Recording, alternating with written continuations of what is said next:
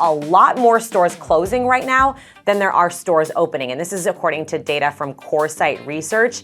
It expects that number will continue to grow. Think America's biggest retail chains are too enormous, too iconic, too familiar to ever fail. Think again. Because beneath the surface of everyday American life, a quiet retail apocalypse is unfolding one store closure at a time. Over the past year, thousands of locations across the country have gone dark.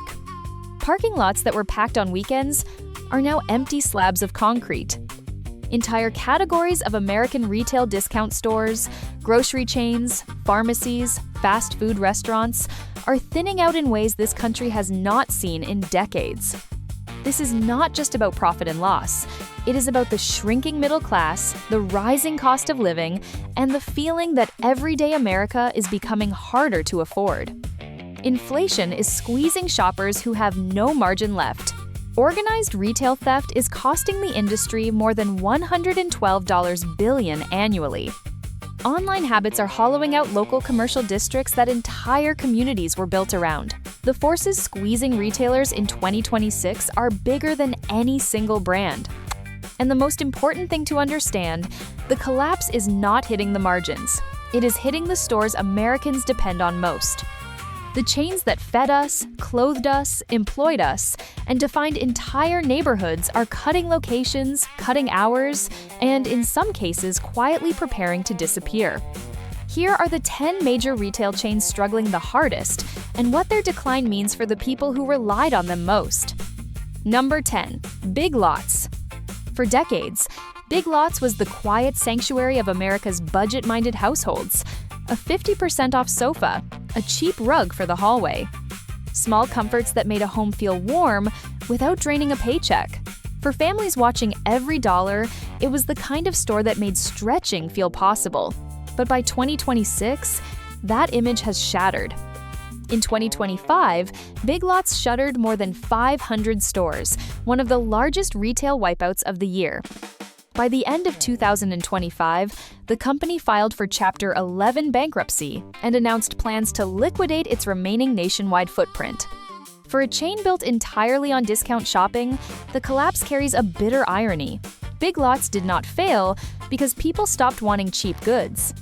It failed because even the cheapest goods became too expensive for the customers who needed them most.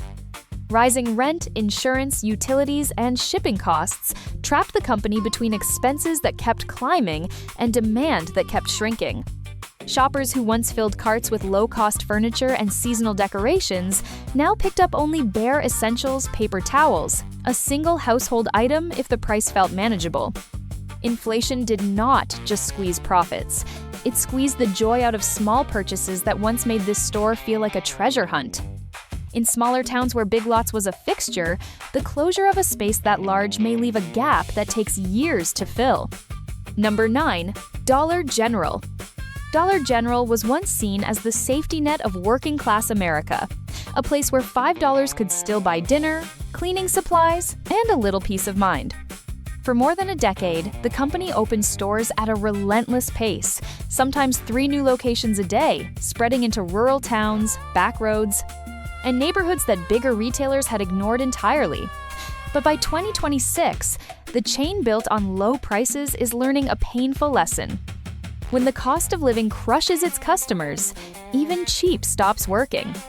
Early in 2026, Dollar General announced it would close roughly 140 underperforming locations, including 96 Dollar General stores and 45 pOpshelf stores. Executives have acknowledged something more troubling. Shoppers are coming in less often, spending less when they do, and avoiding discretionary items almost entirely. A bottle of shampoo now costs $6. Snacks are $4. The idea of stretching $10 across a week feels impossible for millions of people who used to manage it without thinking. Inside many stores, the pressure is visible in ways that go beyond the merchandise.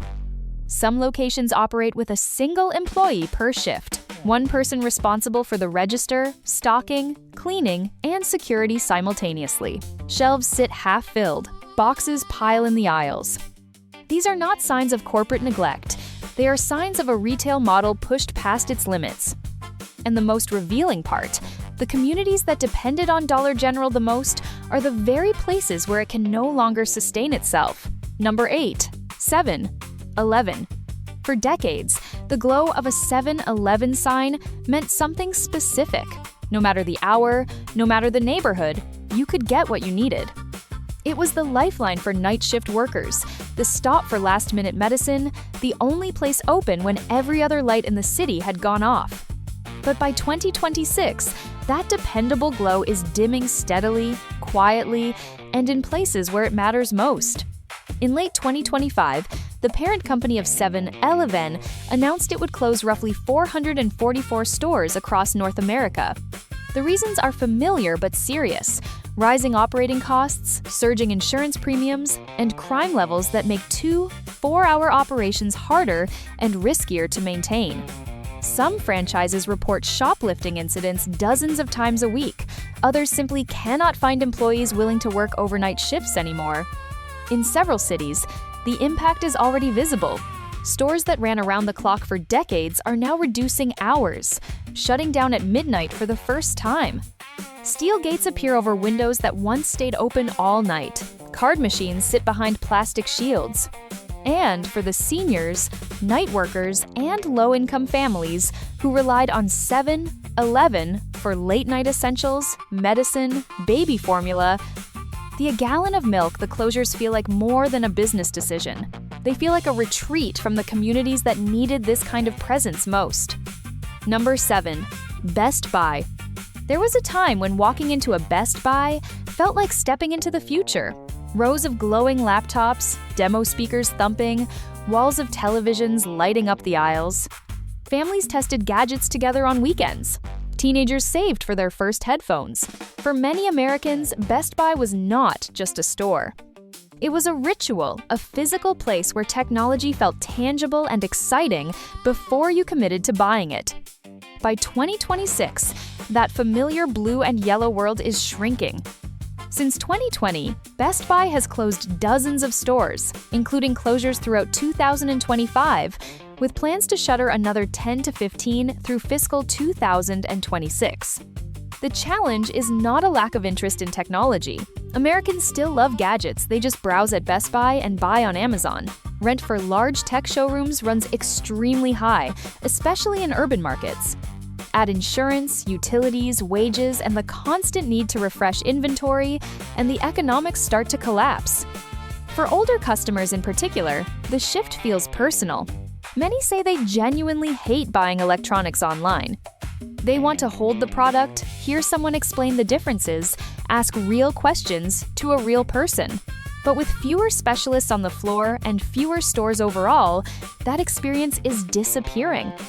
A showroom without knowledgeable staff does not inspire confidence, it just feels abandoned. Best Buy is not dying outright, but it is transforming into something with a smaller physical footprint, and for the communities built around those big blue stores, that transformation is already being felt. Number 6, Subway. At its peak, Subway was the unofficial lunchroom of America. The smell of freshly baked bread, the familiar process behind the counter, the comfort of knowing exactly what you were going to get. With more than 27,000 US locations at its height, there were towns where Subway outnumbered gas stations, schools, and local diners. It was fast, predictable, and everywhere. For franchise owners, it once felt like a reliable path to a stable income. By 2026, that once unstoppable sandwich empire is shrinking at a pace few anticipated. In 2025, Subway closed more than 600 US locations, pushing its national footprint below 20,000 stores for the first time in decades. Compared to its peak, the chain has now lost more than 7,600 locations. The causes run deeper than competition. Overexpansion left many shops competing with each other for the same customer base, forcing franchise owners into razor-thin margins that in many cases ended in bankruptcy. But the most telling shift is not economic, it is emotional. Customers who visited for years describe something harder to quantify than price or quality. The experience has become impersonal, routine, disconnected. One longtime customer described it simply. Subway used to feel warm. Now it just feels tired. That sentiment of a ritual becoming a transaction is echoed across thousands of locations. Whether the company's restructuring and menu overhaul can reverse nearly a decade of decline is still an open question. Number 5. Walgreens. For decades, Walgreens was the heartbeat of countless American neighborhoods, the prescription refill on the way home, the cold medicine at midnight. In many towns, especially rural ones, the local Walgreens was not just a store. It was the closest thing to reliable healthcare within a reasonable distance. That sense of dependability made it feel like infrastructure rather than retail. In late 2025, Walgreens announced one of the largest pharmacy retrenchments in recent U.S. history. Approximately 1,200 stores will close over a 3-year period, with around 500 expected to shut down in 2026 alone. The pressures arrive from every direction simultaneously: rising rent, climbing pharmacy wages, driven by healthcare staffing shortages, insurance costs, and organized theft that has become a financial threat corporations can no longer absorb quietly. At some locations, the defensive measures are now part of the experience. Shelves locked behind plexiglass, entire aisles that require staff assistance to access. Security measures that were meant to protect sales are pushing customers toward the exits instead. And in parts of Arizona, Ohio, and the rural South, the human cost is already visible. Seniors are now driving 20 or more miles for prescriptions. One 6-9-year-old customer said, "I do not know how to order medicine online. I just want to talk to a pharmacist." That sentence captures exactly what is being lost and why it matters beyond retail. Number 4. Macy's. For generations, Macy's was more than a department store. It was an experience. The sparkling holiday window displays, the escalators gliding past endless racks of clothing, the iconic red star above city streets, families made memories there. Teenagers bought first suits there. For many Americans, Macy's was a ritual stitched into the fabric of growing up a physical place where shopping carried a sense of occasion. By 2026, that tradition is fading. In early 2025, Macy's announced a sweeping restructuring plan that would reshape the company entirely. Over 150 underperforming locations are scheduled to close within 3 years, including 66 stores shutting down in 2026 alone. This is not a minor adjustment. It is a retreat from entire regions, suburbs, malls, and downtown districts, where Macy's once served as the anchor that defined the retail identity of entire shopping centers. Inside many stores still open today, the decline is visible in ways that feel more personal than financial. Wide aisles with sparse merchandise, clearance racks multiplying across floors. Employees who describe the atmosphere as quiet, like a museum. Some have spoken about the emotional weight of lowering the Macy's sign for the last time, describing it as losing a piece of something larger than a store. Former locations are now being converted into apartments, offices, fulfillment centers, and even schools. What once symbolized aspiration is being quietly repurposed for practicality. Number 3. Kroger. Kroger has long been the dependable backbone of American grocery shopping. For millions of families, the weekly trip is where the routine begins. Fresh produce, a box of cereal, dinner ingredients picked up after work. In suburbs and mid-sized cities across the country, Kroger is not simply a supermarket. It is the anchor of daily life, the place that makes ordinary weeks feel manageable. But by 2026, even this grocery giant is under pressure from multiple directions at once. Labor costs have climbed steadily. Insurance and utility expenses grow each year. Freight and food inflation continue to erode margins that were never generous to begin with. And the company's ambitious plan to merge with Albertsons, a $25 billion deal intended to create a stronger, more efficient supermarket network, was blocked by federal regulators. What was supposed to be a strategic lifeline became a period of prolonged uncertainty for hundreds of stores across California, Illinois, Washington, and other states. Kroger has begun quietly closing and consolidating locations, concentrating resources only in its strongest markets. The closures do not always make national headlines, but they leave behind a familiar scene: empty parking lots, shuttered entrances, and attracted a growing number of customers who calculate every mile of gas and every item in the cart with a precision they did not need a few years ago. Some have shifted to discount chains like Aldi. Others order online to avoid impulse spending. Even loyal, longtime customers say the experience has changed. Groceries feel more expensive and trips feel more stressful. Number 2, fast food chains. For generations, America ran on fast food. It was the fuel of busy families, late-night workers, long road trips, and childhood weekends. A quick burger, a cheap soda, a predictable menu. Fast food was not glamorous, but it was dependable. It fit the rhythm of everyday American life in a way that felt almost invisible, like a background institution that was always just there. By 2026, that rhythm is breaking. Between 2019 and 2025, menu prices at major chains like McDonald's and Burger King climbed approximately 40%, driven by rising wages, higher ingredient costs, and the most sustained inflation in a generation. Meals that once felt affordable are now regularly pushing $10 to $12. Families that used to grab takeout once a week are now thinking twice. Young adults who grew up with dollar menus describe the value proposition as simply gone. Across the country, hundreds of fast food locations have quietly shut down as customer traffic slows and operating expenses continue to rise. Franchise owners report that electricity bills, rent, and insurance have climbed sharply, while customers are ordering fewer combination meals and more single items. Even the introduction of $5 meal deals designed to bring back budget-conscious diners has not fully reversed the trend, but the loss is not only economic. One customer described it with a clarity that is hard to improve on. "Taking my kids to McDonald's used to feel like a treat. Now it just feels empty." That shift from ritual to transaction is reshaping something that Americans have taken for granted for half a century. Number 1, Walmart. For 50 years, Walmart has been the center of everyday American life. It is where families buy groceries and school supplies, where retirees walk the aisles each morning as part of their daily routine. In small towns especially, Walmart was not just a store, it was the economic heartbeat.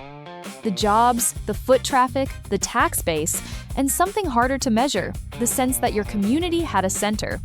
People gathered there, ran into neighbors there, and organized their weeks around it.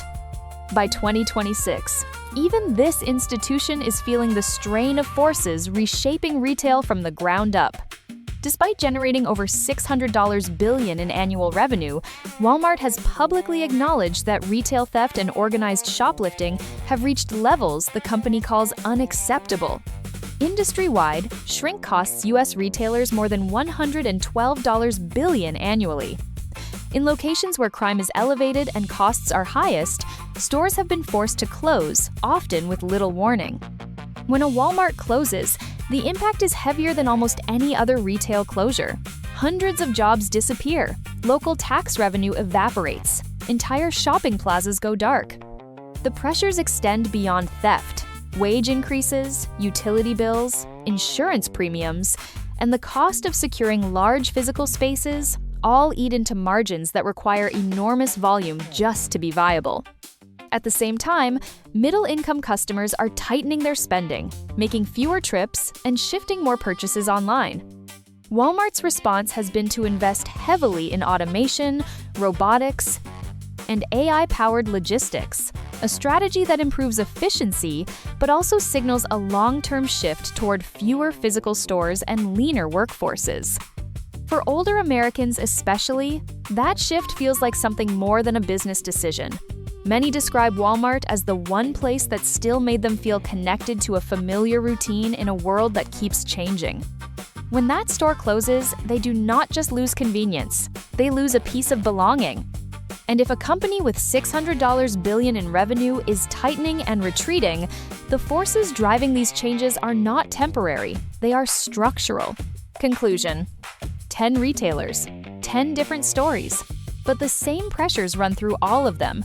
Rising costs that margins can no longer absorb, changing habits that physical stores cannot adapt to fast enough, and communities left to absorb closures decided in boardrooms far away. This is not a story about bad management or inevitable progress. It is about what happens when the economic conditions retail was built around stop being true.